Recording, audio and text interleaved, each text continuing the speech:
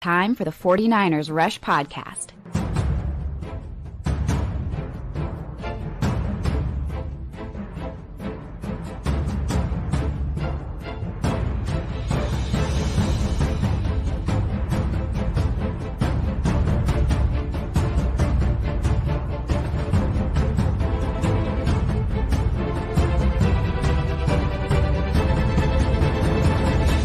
And here's your host, John Chapman.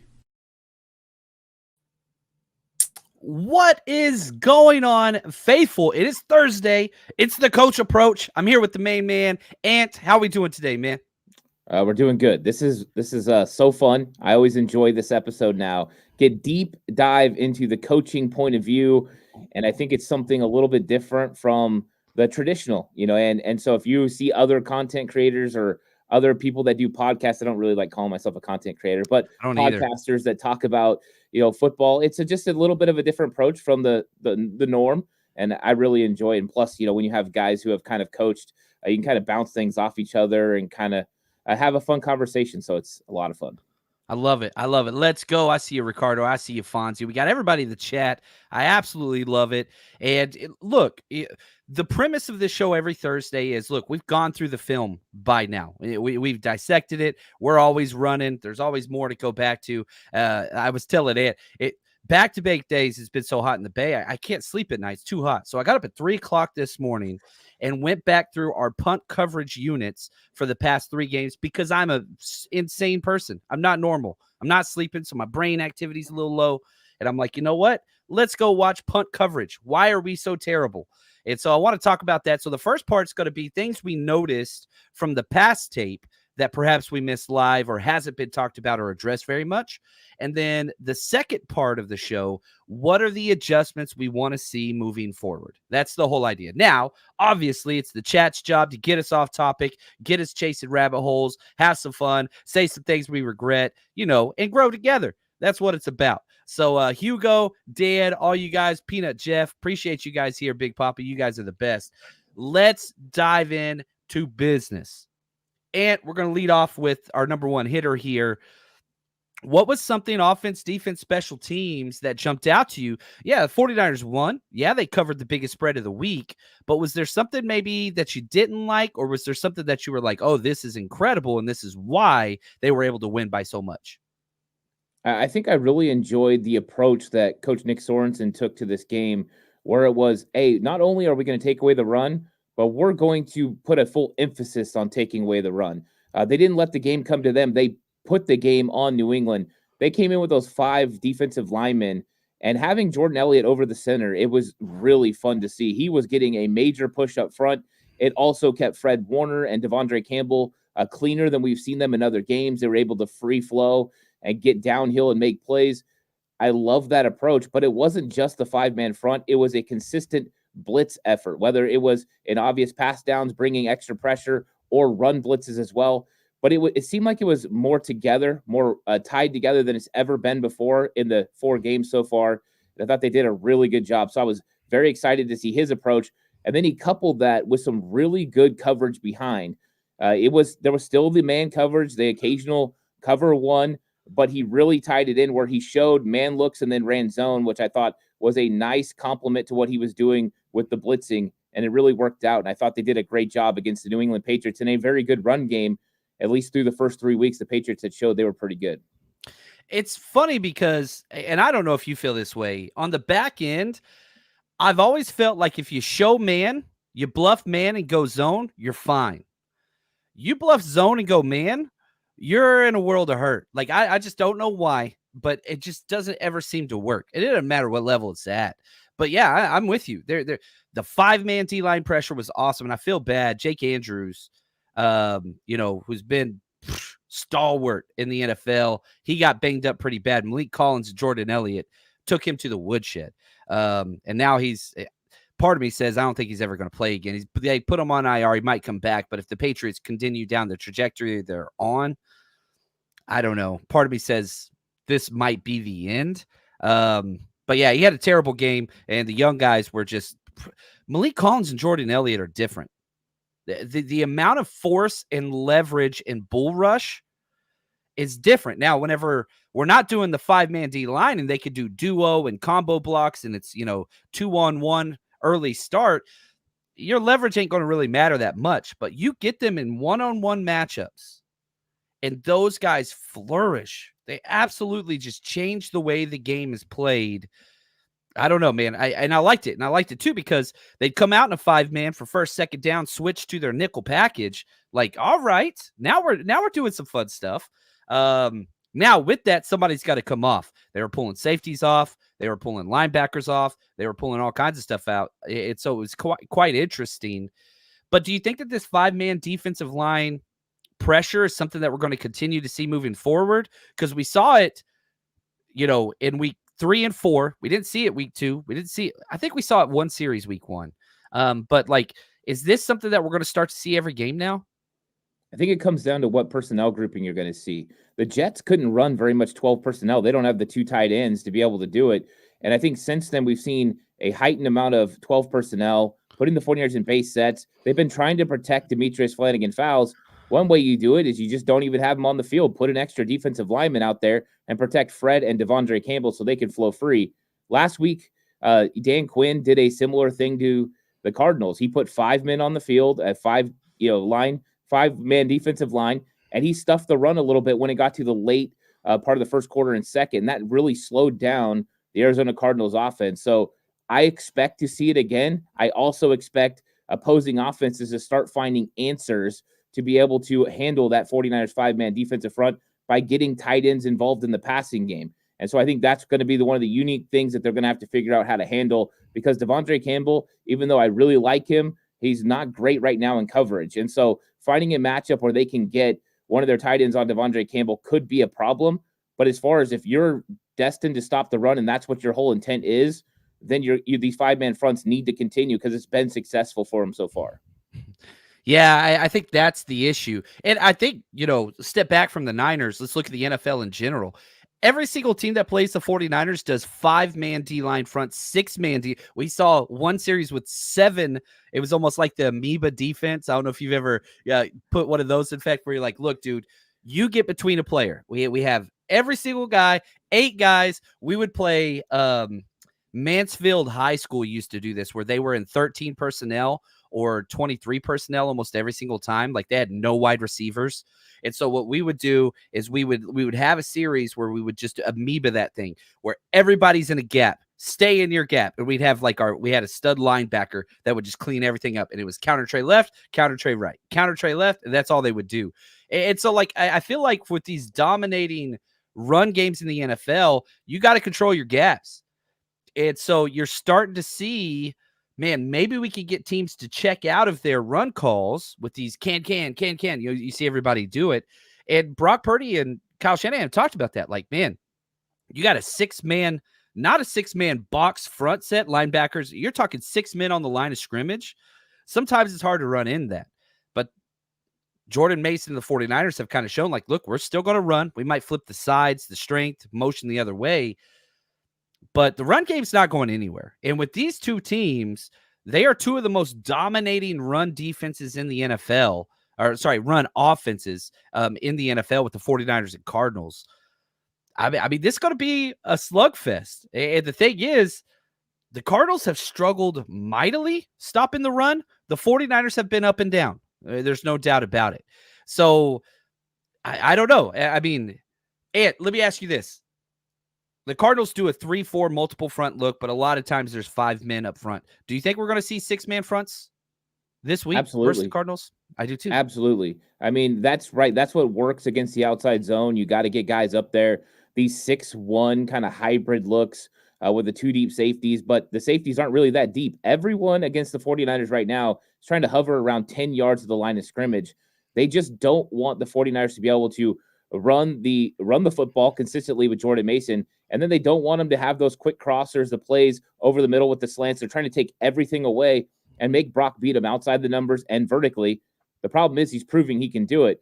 But you've got to make the 49ers at least one-dimensional and put the onus on the passing game right now. And that's what they're trying to do. If you don't stop the run, they know Kyle Shanahan's going to run it 35, 40 times and absolutely end you. So that's what they're trying to do. I expect to see 6, 7-man fronts as they move forward.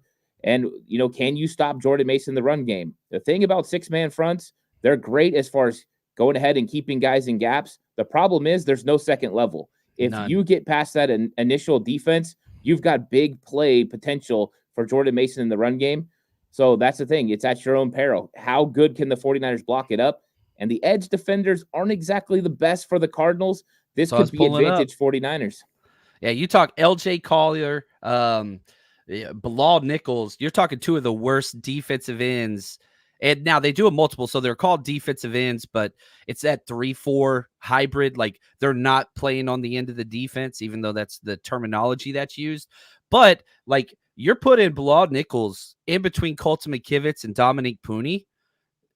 Those are two of the best run blockers maybe in the NFL. Like, they're both isn't that weird to say? Like, I know Colton McKivitz is like whatever taboo and people get upset at him. Not in the run game. That dude has been lights out in the run game, bar none. Dominique Pooney has been as consistent as any lineman in the NFL. And I think it was Lombardi that tweeted out today the EPAs running to the left, to the right. The 49ers have a better EPA per run to the right side. They've actually run to the right side more than the left this year as well. And so in the past, you do, if it was an important down, follow Trent Williams. That's where the ball is going to go. Now, not so much, at least in the run game. That has changed. And so with their lack of personnel, they don't have the dogs. And they drafted their first round pick, the Arizona Cardinals. They spent that on big man, Darius Robinson. You remember, like, Mizzou, beast. I think you and I both were pretty high on him. He had the chance to come off IR this week, and Jonathan Gannon, the head coach, said they're not going to be activating, kind of like Ricky Pearsall. So we're without our first round pick. They had 2 first-round picks, but they're without their second first-round pick. That guy's going to be a huge difference maker for them long-term, but he ain't coming this week. So, yeah, you load up those fronts. That's cool. Now, you can try to make this one-dimensional, but the 49ers have experienced this. This is one of my favorite clips ever. This is George Kittle talking about when the 49ers just throw the ball and go one-dimensional. And us being a one-dimensional football team isn't very good. They know that. George Kittle complained because he caught a touchdown pass last week. He was mad. He didn't like the call because it should have been a running play. Like, that's the type of environment, and you can't shut a Kittle up. Like, no matter how much, whatever, he's a Kyle guy, he's a Shanahan guy. He ain't going to shut up. Kittle going to talk all the time. He wants to run the ball more. So, Ant, let me ask you this. If you had a magic number for the 49ers rush attempts, I do this every week on my scouting report show. I haven't done it for this week. I'm seeking strong advice here. What is your magic number that if the 49ers have this many rush attempts, they win this game? I think it's going to be between 30 and 35. And if you get to 35, I think you do win this game outright. That's the target number. I think every single week you kind of want to be in that range anyways. We know 40 is an absolute win no matter what. But I think getting somewhere between 30 and 35, you're going to win the time of possession. You're going to wear down that Cardinals defense, and you're going to rush for enough yards that it doesn't really matter. You're going to put the ball in the end zone. So that's where I would think the 49ers are going to plan to target this game. Hey, let's make it a game that whoever wins the ground wins. I think 49ers have a little bit more confidence in their run defense than the Cardinals have in their run defense, which has been very bad this year. They give up 146 yards per game on the ground.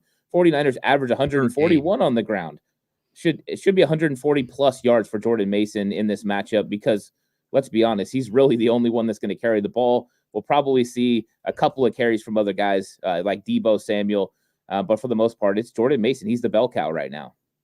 Yeah, it's funny because you get what's the saying? What happens when an unstoppable force meets an immovable object, right? It's the antithesis to that, right? What happens when somebody that always gets out of the way meets a train? Like, it doesn't rhyme, doesn't sound as cool, but like that's like the feeling. It's like, dude, this is our strength versus their weakness. How's that going to look? Now, Big Papa has this question. He says, wouldn't the quick out beat the 6-man front? The problem with that is you still got your corners, which are going to be playing kind of the outside third flats. The way that you beat it is the deep ball. And so if you're going to sacrifice the deep safety, it's the deep ball. And that's what we've seen from Brock Purdy, right? Right here, Sonia. That's fine. Purdy and Sam Darnold are tied for most 20-plus yard plays. That's insanity. that those two names are mentioned. But Brock Purdy's been the best deep ball thrower in the NFL, and I don't think you stop that. Like, this was the problem. You go back to the NFC Championship game that we lost to the Rams, #sadness. The reason why we lost that is because they adjusted their defense. It was one of the first times we saw that six-man McVay front, but Jimmy couldn't throw the ball deep. He couldn't do it. And so you made us one-dimensional, and we couldn't take the top off the defense. Now, insert Brock Purdy, it's a little bit different because that dude's dicing people up deep. So if you got to pick, who you want to die by 1,000 cuts, or do you want us to be? I think it was one of the drives we started like on like the 12-yard line, and it took us 2 plays to get into the red zone. Like, I mean, it was just incredible last week. So you want the huge chunks, or do you want the 1,000 cuts? What is it that you want to see? Yeah, and you can win either way. That's what's nice about Kyle Shanahan's offense is, hey, if you want us to go ahead and use the time of possession and convert third and medium, third and short, we can do that. If you want us to have the opportunity to take shots down the field, we can do that too. That was what made the Atlanta Falcons offense so dynamic. They had the good run game, but they also had Julio Jones and those guys that could win down the field. And they had a quarterback that could run the necessary offense. Right now, that's what he's got. He's got the quarterback that can handle all elements of his offense. You need to win outside the numbers, Brock can do that. He's comfortable. You need him to win vertically down the field, he can do that. So now you've got defenses that are having to cover all the grass, and we know that's a key for offenses, and that just makes it easy. Kyle Shanahan would love to just sit back, hand the ball off to Jordan Mason, and completely take over the football game. But if you want to try to take it away, I got the playmakers and the quarterback that can make you pay, and that's what he's doing right now. I think there are a couple of things right now as far as execution-wise away from being a 30-plus point team every single week, and that's the good news. They're only going to get better as Brock Purdy and this offense kind of clicks, getting Brandon Ayuk reacclimated. It hasn't quite got there yet, but it will. Yeah, it's funny because we scored 30 points this week, but it's kind of like a fugazi 30 points because the defense gave us 10 points. You had the pick 6 from Fred Warner. That was 7. And then we had the one-play turnover drive from Sam O where he forced the fumble, and we got no first downs and kicked a field goal. So, yeah, we scored 30 points for the second time this year. In both the wins, we scored over 30 points. But it wasn't so much on the offense. However, it was our greatest yardage output this year, 431 yards. Back-to-back weeks over 420 yards. That's some rare territory. That is, you're in a position where, man, you are racking up. You're moving up and down the field. That's great. We're just not cashing in a lot. 50% in the red zone. You had that interception that took points off the board to Brandon Ayuk in the corner of the end zone. That was a bad Brock Purdy read. It seems like almost week in, week out, we're giving away a possession where we're already in scoring possession. So, Ant, do you change anything in the red zone? Do we get a little bit more conservative than we have been? We're putting the ball in jeopardy. We're not chipping for Colton McKivitz at empty sets on 5-step drops. Like, are there some of those things that you look at that can kind of remedy this? Not poor. We're right at average in the red zone, but we're not an average football team. We're not an average offensive football team. So what is one of the things that you think we can do to adjust the red zone percentage to get more touchdowns instead of field goals?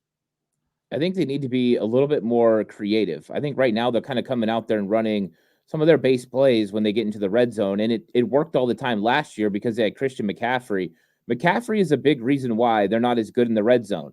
If you look at when he came in 2022, there's a direct correlation to red zone success with Christian McCaffrey. Last year, they're at 68%, but that's because McCaffrey is multiple in the things that he can do, and Kyle could get him matched up one-on-one with the linebacker, and he could win in the passing game, or you could get him the ball in the run game, and he was really good at finishing around the goal line. Well, now you don't have him, so how do you figure out a way to do it? It helped getting Kittle and Debo back this week. That was really huge. The week before against the Rams, without them, you really lacked when it came to red zone threats. I think they could run a little bit more play action, especially early on first down. Right now, it looks like it's always a run play with Jordan Mason, and I get it. He's 230 plus pounds, can run you over. You think that that's what you need to do, but I think being a little bit more multiple could help this 49ers offense in the red zone, and just being a little bit more creative. Let's do some things. Let's put some pressure on the players out on the edge. Let's get Debo the ball on a screen.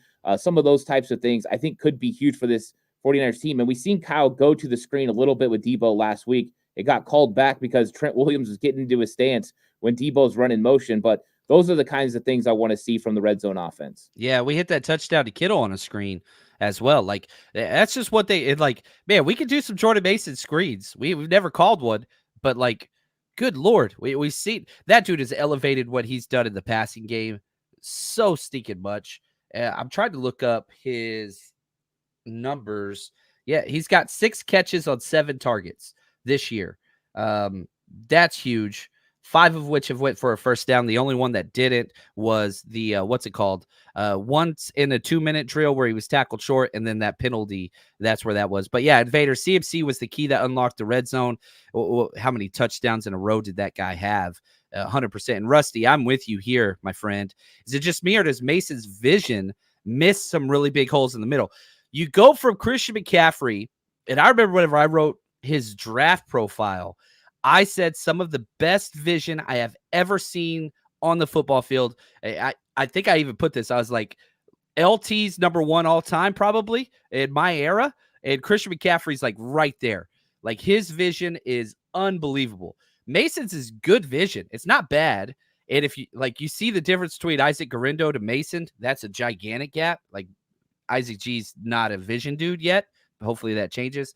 Mason's above average, but still, we got so spoiled watching 23 just glide the Iceman out there, every single block, reading it all correctly, doing everything right. Mason's amazing. I mean, the dude's like, what, 2nd in the NFL in rushing? Like, he's been awesome, but you're still missing that just little extra cleanness from CMC. We'll see. We can't get them back enough. One of the things I want to talk about, I had the 5-man packages in mind as well, but also the pressure packages. 49ers could not get pressure with 4-man people consistently going. Then you had the Hargrave injury. It was like, what are they going to do? What are they going to do? Well, turns out you got to blitz. And the 49ers started blitzing, and it paid huge dividends, 30-plus pressures, 6 sacks. You had guys coming out of the work. And I think a lot of it, too, the personnel played better, but you pair the personnel with the coverage on the back end and the pressure up front. It just worked. It just worked. And so hats off to Sorensen, who's caught a lot of flack. He really, really has. By far his best game, I believe. Yeah, it's only been 4, so you pick 4. There were several times where I like, ooh, good job, Sorensen. And if you can have those feelings as they come off, it's like, all right, let's roll. I like the blitzing the backers. Again, never blitz DFF and drop Campbell into coverage, but that's okay. I'm just being a little picky here. And I will say this, Campbell did not have a good game, but the few times that they put Campbell in cover 1, he ran really good man coverage. I know people don't want to hear that, but this game, individually, Campbell actually played really good man coverage, which is not his forte whatsoever. But they didn't target his guys in man or whatever else. But it was like, ooh, all right, that's pretty good, pretty solid. He actually struggled in zone coverage, which he's been better at most of his career. Kind of funny there. But what were your thoughts on the blitz packagings, the frequencies, just how much they were able to manufacture pressure?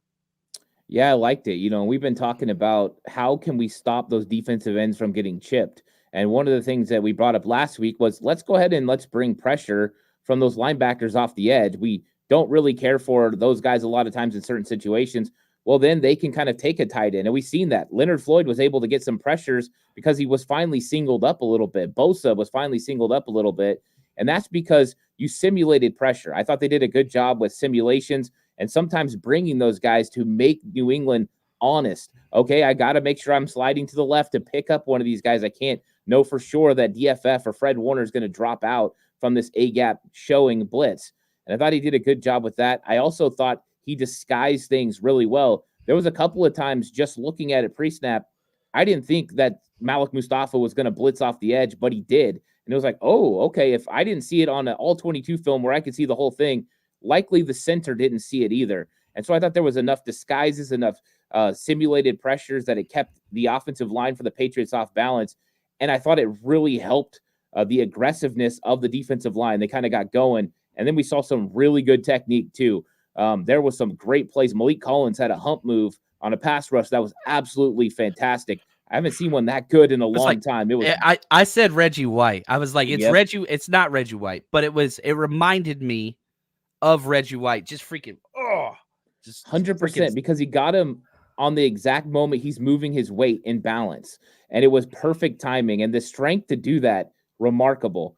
And so I thought it really did open up the defensive line. It got some good one-on-ones for them, and they were winning on their one-on-ones, which I thought was fantastic in this game. So, yeah, Sorensen put it together. He mixed it up. You did not know what you were going to get. He was willing to bring everyone at any time, and that kept New England off balance, and that's what he's got to continue to do. Now, it was a little bit easier because Jacoby Brissett is a stationary quarterback. He's a statue back there. When you have a mobile quarterback like Kyler Murray, the game's going to change a little bit. Now you're talking about pass rush lane integrity compared to last week just being able to get after it. That's going to be the question. And, shout out to Moon Man. He says, John, going forward, simulate pressure, disguising is going to be very important for this defense. 100% it is. Now, the good news is you're not coaching against Kevin O'Connell and Sean McVay and Matt Stafford every week. That's the great news. The bad news is, you're correct. It just this week. And it's funny because you can tell narratives can be buried, but they're always going to come back.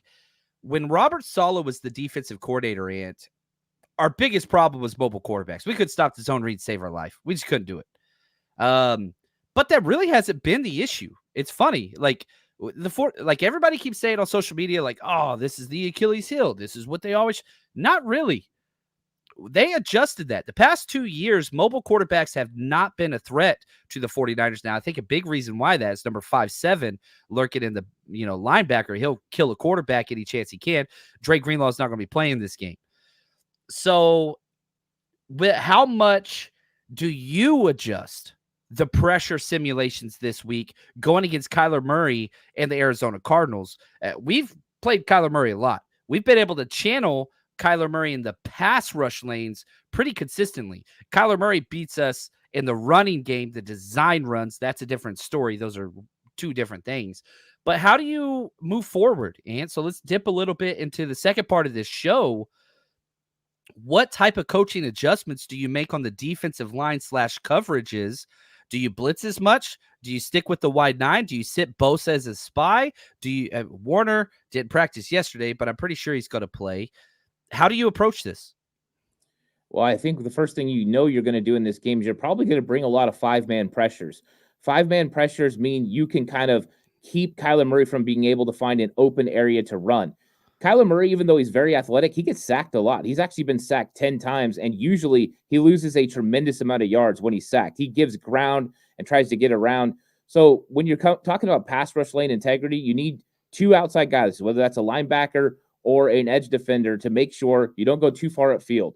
If you go too far upfield, you're going to create an open window for him to be able to escape the pocket. So that's first. Then you need an internal push from that defensive line. Adding a fifth pass rusher, whether it's a linebacker, safety, whoever, will kind of keep that pocket together and be able to collapse it on Kyler Murray. Make Kyler Murray beat you from the pocket, consistently throwing, good completions. And that's how you're going to get it done this week. We've seen him do it against Jalen Hurts. We've seen him do it against others where you make that guy win for the pocket. That's not normally how successful they are as running quarterbacks. And so I think that's the game. The name of the game this week is let's bring 5-man pressures. Let's keep him in the pocket. And when you have the opportunity to get to him, but your first goal is to make sure that he doesn't escape and have a big play with his legs. Yeah, we saw this against Jalen Hurts, right? You kind of put the blueprint out there. It's like, man, Kyler Murray's a good quarterback. He's got a crazy arm. He makes a lot of sensational plays. There's no doubt about that. But if you can force him to only beat you with his arm, they're going to have some problems. So Nick Bosa is about as good as that as anybody. I know people get frustrated with the sack numbers or whatever, but let me just put this into perspective. Nick Bosa has 19 pressures on the year in 4 games. The entire Cardinals defense has 19 pressures combined on the year. Nick Bosa is doing the same thing, and they run a 5-man front. So don't you come at me with no Bosa hate. Not this year. Not this year.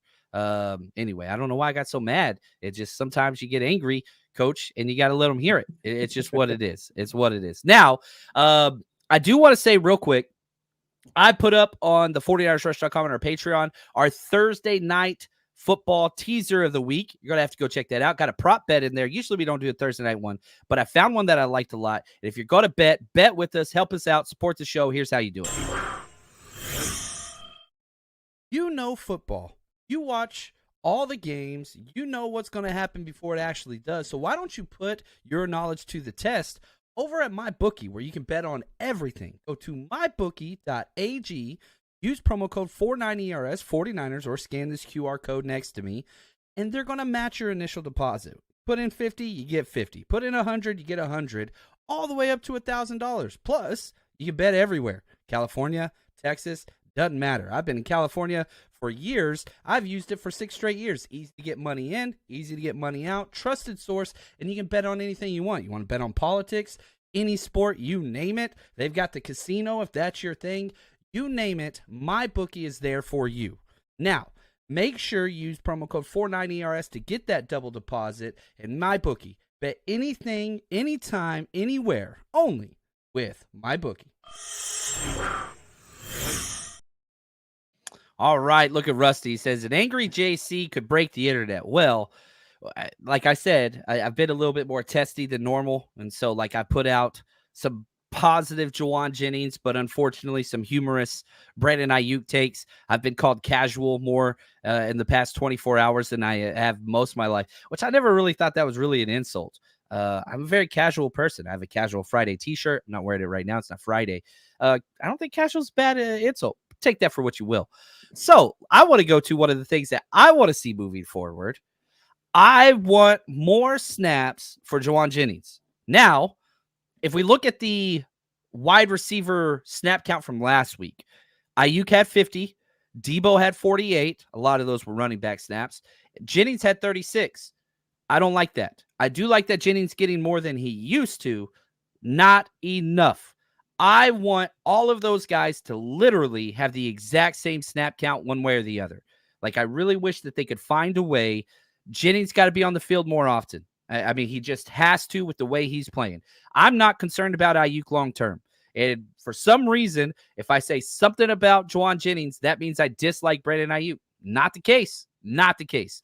Juwan Jennings is the hot man right now. That Hansel, he's so hot right now. He's got to keep going. So how would you, let's say you've got 150 snaps to kind of distribute to these 3 wide receivers. How would you like that broken up, Ant?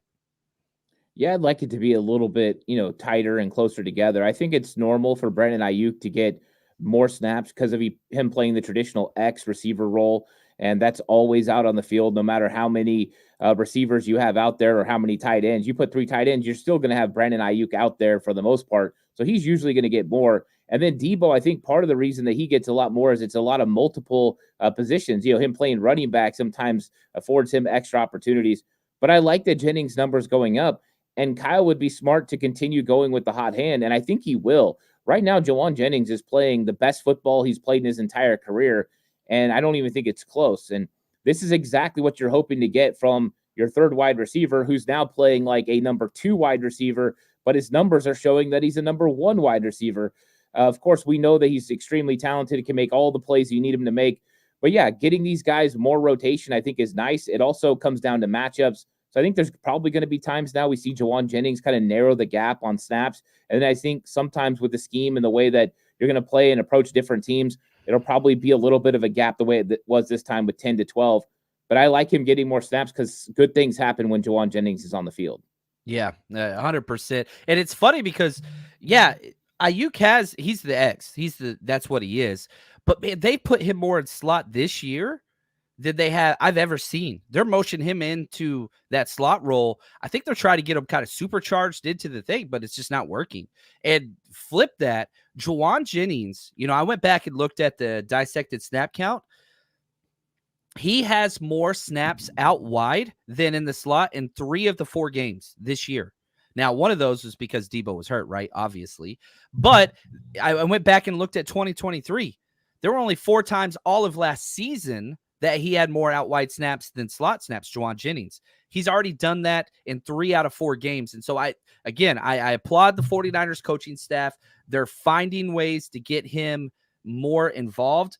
I just want more. I'm greedy. I'm like Brock Purdy. Whenever I'm out there throwing deep balls, whenever it's the first play of the first drive, I think it was 3 straight drives. Brock Purdy freaking launched a freaking rocket launcher 30+ yards downfield. I love it. I want more greed. Gordon Gecko, baby. Greed is good.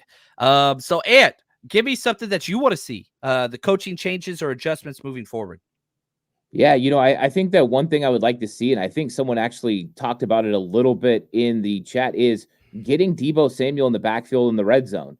I think if you're having a problem with out Christian McCaffrey, there are some unique looks where you can get multiple receivers on the field and get some thin, maybe boxes for the 49ers to be able to not just run, but then get some unique matchups for Deebo matched up on a linebacker. I'd like to see some of that. You don't want to run the ball a whole lot with Deebo down in the red zone, but getting some matchups that you like, whether that's using Deebo to get a good matchup for Kittle or using Deebo just to get a good matchup against linebackers, is something I really want him to see. Get more multiple with your red zone looks. You like to run a lot of big looks, a lot of 2 tight ends on the field, which I like, but let's spread them out a little bit. We've got good wide receivers. We've got capable blockers at wide receiver. So it's really an advantage when other teams are spread out and in their nickel package for you in the run game too. So using Deebo in that avenue, I think, could help. And I think we saw it a little bit, even just not in the red zone, but in normal play. When Kyle had Deebo in there, you got different weird personnel packages from defenses that you had matchups you like, especially in the run game. And Deebo took advantage of it a little bit. So I'd love to see that a little bit more. Well, I mean, like, you got to think, let's just act like you're a defensive coordinator. How many times do you play a team where they put a wide receiver as the running back? And like, it doesn't matter if you stick to your rules and we are who we are. We're going to stay who we are. But this is something you got to go over because you're personnelling that from the sideline. And a lot of times when Deebo's out there is no running back. And so, like, what is the personnel? Because the first number in personnel is the running backs. The second number is tight ends. That's a 0-2 personnel. Like, they don't have that card on the sidelines, Ant. The old coaches are sitting there just like, what the hell is this?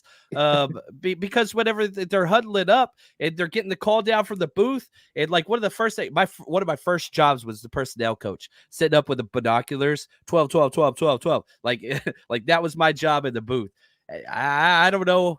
Deebo special 2 tight end. I don't know what you call it. So it's just one of the different things that coaches have to put on their plate, scheme for in the X's and O room with the coaches. You got to implement it. You got to talk through it in the position rooms. Then you got to walk through it in practice. Are you going to adjust to it? And if you're not going to adjust to it, all right, that should give the 49ers, just a little bit more, I don't know, advantage perhaps, just in how they dictate how defense is going to stop them. Shout out to the man Captain. He says, I know there's no new Call of Duty out this week, but maybe Kyler is grinding out the new Halloween skins. We got a gamer in our midst. I don't know. I remember when my son asked for his birthday a gift card for Fortnite. This is a long time ago. And I was like, oh, cool. Like, there's a new Fortnite. He's like, no. I was like, I don't understand. So, like, you get more stuff, right? He's like, no, they're for skins. And I was like, okay, what's the skin? He's like, oh, it makes your character look different. And I was like, oh, those characters are stronger or faster, right? And he's like, no. I was like, so what do they do? Oh, they just look cool. I was like, you're paying all this money to look cool on a video game? And he's like, yeah, that's what all the kids do now. And I'm just like, man, I would have picked on all these kids. I would have bullied all of them. I'm a grown-up kid. Whenever I play Halo, I am the original Master Chief. I don't want skins. I'm the OG. I don't know. Are you a gamer, Ant? Do you play some video games? I play Madden. I mean, I've kind of always went towards the sports games. I mean, there was times, of course, where I played other things through the years. And I used to play. I mean, GoldenEye and all that stuff, old school wise. But for the most part, I just stick to Madden at this point. I love it. I like football, so I just kind of stick to it. And I got pretty good there for a while. Not as good now in my older days. I don't play enough to be really good, and so I'm afraid I would get smoked if I wouldn't play it online. So I don't really do that a whole lot. Father Time, man. It is undefeated. And if you want to catch Ant, man, his Madden simulations with the 49ers are incredible. You do those on Fridays, right? Friday, yeah. Friday. So check that out. 49ers Cutback. One, you got to support the show anyway, because this dude's just unbelievable. Anyway, you are the odd job. of 49ers. Is that correct? Did I get that reference? There you go. Boom. Got it. Well done. All right, let's see here. Let's get through some of these questions and comments. We got 2 of these. Big Papa, the man. Is there a chance that Burford could replace McKivitz and be an improvement? Thank you for adding that second part. I get so many of these questions about Burford and McKivitz, but the second part, would that be an improvement? Ant, you're the O-line guru. What are your thoughts here? I don't think so. I think Spencer Burford has been put in the right position. I think he should be a guard in the NFL. And I think that Colton McKivitz has showed enough improvement from last year that I'm not really ready to move off of him for another player that's currently on this roster. If you told me there was a good upgrade that we could add and he was better than Colton McKivitz, of course I sign up for that. Everyone does. You always want to improve your roster. I don't think Spencer Burford's the answer at tackle. I think they're giving Spencer Burford reps because they're preparing in case something happens injury-wise and they need a guard to kick out. You know, who are you going to have? Ben Barch? Are you going to have Spencer Burford? You have to have multiple roles for your backup guys. So Burford sliding out there to pinch makes a lot of sense, but I don't think he's an improvement. I think one thing that the 49ers need to kind of consider is maybe giving Banks a little bit of breaks here and there with some of the rotation. I kind of like Spencer Burford getting some reps at left guard moving forward, less right tackle, more left guard. Just from what I've seen on film, it doesn't look like Banks' lateral quickness is holding up all the time, and maybe he just needs a little rotation to help him throughout the game. Man, those first 2 drives of Banks, that first quarter and a half, it was like, Banks is back, baby. And then it just got worse, and it got worse, and it got worser, and it got worstest, and it was just so bad. And by the end of the game, it was just like, oh, 65, what is you doing? It was just bad. So I'm with you. And they've employed that in the past. I know Banks is in a contract year. He's played through a lot of injuries. He's done. I mean, he's awesome. He's a company man. But yeah, I'm with you. And I think the Burford at right tackle, that's a break glass in case of emergency. Hopefully they don't have to do that. But you got that kind of set up now. But I agree.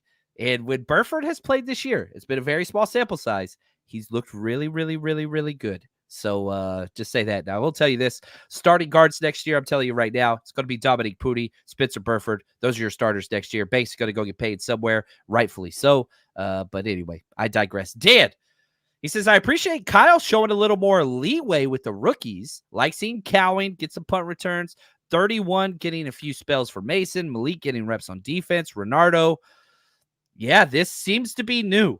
You went from this week 3 bad performance, and Kyle finally said, F it. If we're going to lose, let's get these guys out there. Why do you think the change was to go with all these youth players everywhere? And do you think that will continue in back-to-back divisional games the next 2 weeks, or do you go back to your savvy vets? Well, I think it was somewhat necessary. You know that you're probably going to need these rookies at some point in the season. You can't carry this many rookies on your 53-man roster and not think they're going to have to help your football team at some point. So finding situations to get them in the game is important. And I think they knew the New England game that if they got control, they would have opportunities to play these guys some snaps against some players they felt they matched up well against. With Malik, it's more of a situation where they don't really have a choice. He needs to play. And so I think that one makes sense. You know, Dominic Pooty always slid into the role of the starter. But Renardo Green, giving him a full half and opportunities to go out there and compete against some wide receivers I think he matches up well against, I think was nice to see. And I think that you've got to continue this, but now it's going to be a smaller sample size. You're going to see a series here and there as they look to work these guys in just these 2 divisional matchups. You got to make sure you win. Now, if you get a control of Arizona, if you're up, a couple of scores, give you an opportunity to some of these guys to go out there and play and keep them in positions where they're not going to get hurt. They're not going to be unsuccessful, and they can play really well. So I like the youth movement, but I think more so they're doing it because they know it's necessary for the long haul down the season, down the stretch, to have these guys capable and ready to go. Yeah, I like that. Look at this from JP. Brock Purdy first in passing. JP second in rushing. Jawad Jennings third in receiving. Whew. That is that's impressive. It's impressive. And yeah, Purdy, not shocked. I mean, he was an MVP finalist, whatever else. Jordan Mason, good Lord. Jawad Jennings, nobody saw this. Nobody expected this. And imagine once Ayuk gets back to his status. Imagine if CMC comes back. Like, oh, man. The sky's the limit for this offense. It just, man, we got to get there. Vince, he says, I felt like we had such good linebacker depth, and they still can't get DFF off the field. It's funny because all throughout the offseason, there were two positions we were stacked at, linebacker and running backs. Everybody's like, man, can we trade a linebacker? Can we trade Elijah Mitchell? Can we trade a running back? Like, we get extra draft capital. Now it's just like, yikes. We're still in players off of other practice squads. We get Jalen Graham, so on and so forth. So, like, I don't know, man. Obviously, we watch the tape. DFF has been really, really bad, but they can't quit him. They just can't. Why can't I quit you? It's just what it is. So, help me understand. Is DFF just going to be a starter forever this season? Is it no matter what? He's banged up. He's not even practicing a lot this week. I think he was limited, but when's somebody else going to get a shot at this position? Because he's been as bad as anybody. Yeah, I think he held on to his position a little bit because D. Winters got hurt during training camp and then down the stretch. I think that set the whole thing in motion where DFF was going to get the start, which is unfortunate. You had Curtis Robinson that was playing really well during the preseason. I think you could have easily went with Curtis Robinson. For whatever reason, they've decided to stick with Demetrius Flanagan-Fowles. I think at some point, D. Winters is going to put enough good tape out there that they're going to want him out there. I think some of it, too, the way that he handles playing in space and coverage is a upgrade over every linebacker not named Fred Warner. We've seen him in camp be able to handle Christian McCaffrey a little bit here and there. Of course, no one handles him all the time, but here and there have some good reps. That type of thing you can translate to the game and him being out there in nickel situations. Now we just got to get him out there on base sets. Right now they're protecting DFF. They're putting Devondre Campbell on the strong side and having him handle the run game, which is also good for Campbell. But at some point you got to realize that let's just go with the athletic linebacker that can make plays, that flashes and can get things done in space. And I think at some point they will. But will it be quick enough before Dre comes back? I mean, once Dre comes back, we know it's going to be him, Campbell, and Fred, and then we're not even going to be talking about D. Winters. So maybe DFF does hold us over until then, but I'm still hoping it's D. Winters. Yeah, I think so too. And I want to see it because let's just be honest. Dre Greenlaw's in a contract year, and DFF cannot be your long-term plan. Neither can Devondre Campbell. D. Winters is the heir apparent. So you're seeing it with Malik Mustafa. He's getting the reps. You're seeing that long-term. You're seeing it with Renardo Green. Come on, man. Let's get some D. Winters. One, he's got to stay healthy, best abilities, availability. But now even DFF's banged up, so he doesn't even have that, whatever, on top of that. Rainier, my man, he says, John, could you educate us on what stunting on the defensive side, usually just from a defensive line standpoint? Let's make this as simple as possible. You line up outside, think about Nick Bosa outside the tackle. He rushes outside the tackle. He stays outside the tackle. Whenever you stunt, you're going to loop and change your gap integrity. So there's what's called an ET stunt. It's where the end goes first and the defensive tackle, the T, goes after. So Bosa will shoot in the B gap inside of the tackle. The tackle will take 2 steps up and then loop to the outside spot where Bosa was lined up. That's probably the most common. There's TE, there's double T, there's all kinds of different stunts. There's double overs and River Lake calls. It gets really complicated. But the most simple thing is you're just crisscrossing. That's it. Anything you would add to that, Ant? You're an old lineman, so you probably look at it a different way. You got to flip the board upside down for Ant's perspective. Yeah, no, I think you explained it really well. I mean, basically in generalities, it's a defensive lineman adjusting not normal. Normally he rushes a certain lane and he's going to rush somewhere else. And usually there's a lot of looping and a lot of moving. So when you see that, that's what you're going to see: crisscrossing, looping, and usually a lot of defensive holding, which I love. Get your hand out there and pull an offensive lineman with you and create a hole and then get the guy coming around nice and tight. So yeah, that's usually what you see. And stunts, when used correctly and at the right times, can be huge for a defensive line. When not used correctly, it will kind of stymie the pass rush. So it has to be called at the right times and the right looks. And Sorensen did a great job this last game. Him and Coach Chris Kasarik had it worked out. Yeah, first week was some of the worst I've ever seen. Like, they literally stunted on like 15 consecutive pass plays, and it was just like, what the hell are y'all doing? But I do think that we're going to see a lot more stunts this week against a mobile quarterback. The idea is, especially with the shorter Kyler Murray's, not the tallest dude out there, it changes the vision up. and it makes them kind of their eyes drop and change a little bit. So I do think that this is going to be a week with a lot of defensive line run integrity, or sorry, not run integrity, but gap integrity, passing lane integrity, crisscrosses, TEs, ETs, all that stuff. And you can do that because the 49ers have been lining up. Oh, right here. Jam, appreciate you. Bosa, power rusher, should line up occasionally over the guard center. They've been doing that with Yatir Gross-Matos, and it worked out so well. So if on one side you have Yatir Gross-Matos and Leonard Floyd, or Yatir Gross-Matos and Sam O's, who it should be, you could run some of those stunts because they're more athletic. And when Gross-Matos is lined up over the guard and then stunts outside, he can play outside contain because he's more athletic. He's a true defensive end. So I think we're getting into some more versatile type looks defensively. And I think that's going to be huge. Is Yatir going to be healthy? Will they do that with another defensive lineman? Those are questions I'm not quite sure of just about yet. So let's see here. A couple more questions before we jump out of here. And I know we touched on this with Debo, but Sonia, always great questions. How many red zone opportunities has Mason gotten? I feel like he chomps down the field, and then we get in the red zone. They don't reward him, whether it's run, play action, screen. He's going to get positive yards all the time. I do feel like this is kind of the situation. Like, he'll get them down there, and then it's like, all right, let's put Kyle Juszczyk back there. Let's put Kittle back there. Let's put Debo back there. What are your thoughts about giving Mason more red zone touches, more red zone targets? Well, I think finding unique ways. I think right now they've been trying to give him the ball in the running game. Kyle would love just to run it down their throat when they get inside the 10-yard line. You saw the Rams get a nice stop. They stopped Jordan Mason a couple of times.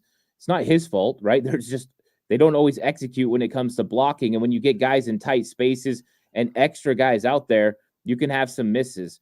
I think that they would love to do that with him there, but I think he's a unique weapon in the fact that now everyone thinks you're going to give him the ball anyways. So now fake it to him and find somebody else.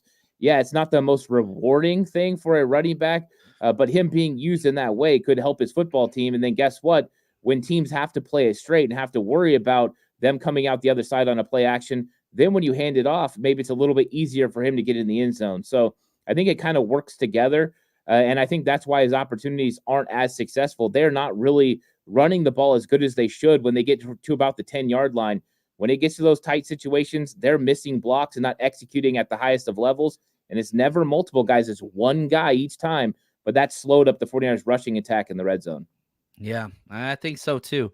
Well said. Well, Ant, this has been an awesome show. I always love these Thursdays, man. I learned. Hopefully the chat learns a little bit, everybody listening. And again, if you guys aren't supporting both shows, please do so. It costs nothing to go subscribe and support, like, all those things. And look, I'll say this. Ant ain't going to say it, but I'm going to say this. If you want to support the show better, all you do is go to Spotify or Apple Podcasts, click subscribe, automatic download. You ain't even got to listen to us. It helps us. It supports our numbers and all those things. Keep watching us on YouTube or wherever you get your content. But if you want to support a little extra way, leave us a review, any of those things. Ant is deserving. Again, the odd job of 49ers. I don't know what we're called. Content curators. I've heard that before. I like that. But anyway, it's what it is. And it is always an honor and privilege. Thank you. Any closing remarks or anything that we missed as far as coaching adjustments moving forward? Well, it's funny as you keep bringing up Odd Job, and all I can think of is Austin Powers. Who throws his shoe? Honestly, like that's all I could think of the whole time was the spinoff of Odd Job. So yeah, so hopefully this is what happens. It was not a joke that Marco Wilson, right, is out there still. It used to be Arizona Cardinal, whatever. But yeah, that's all I can think of now. I have nothing else to add of any substance for the end of the show besides that. I love it, man. This has been awesome. Thank you guys so much. And as always, stay strong, faithful.